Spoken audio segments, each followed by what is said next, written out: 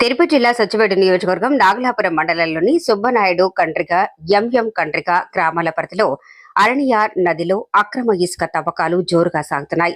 యంత్రాలతో నదీ ప్రవాహాన్ని తూట్లు పొడిచి భారీ ఎత్తున ఇసుకను తవ్వి ట్రాక్టర్లు టిప్పర్ల ద్వారా ఇతర ప్రాంతాలకు తరలిస్తున్నట్లు స్థానికులు ఆరోపిస్తున్నారు.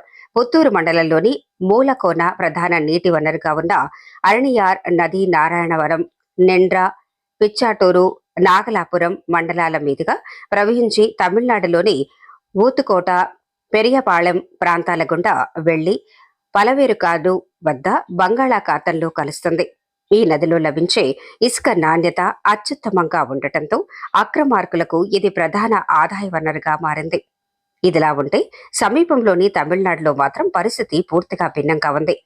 ఊతుకోట నుంచి పెరియపాళెం వరకు అరణియార్ నదిలో ఇసుక తవ్వకాలపై కఠిన నిషేధం అమలు చేస్తున్నారు.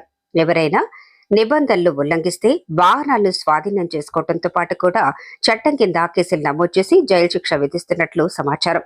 ఈ నేపథ్యంలో నాగలాపురం మండలంలో జరుగుతున్న అక్రమ తవ్వకాలపై రెవెన్యూ అధికారులు, ప్రభుత్వ యంత్రాంగం ఎందుకు స్పందించడం లేదని స్థానికులు ప్రశ్నిస్తున్నారు. వెంటనే చర్యలు తీసుకుని నదిని రక్షించాలని వారు డిమాండ్ చేస్తున్నారు.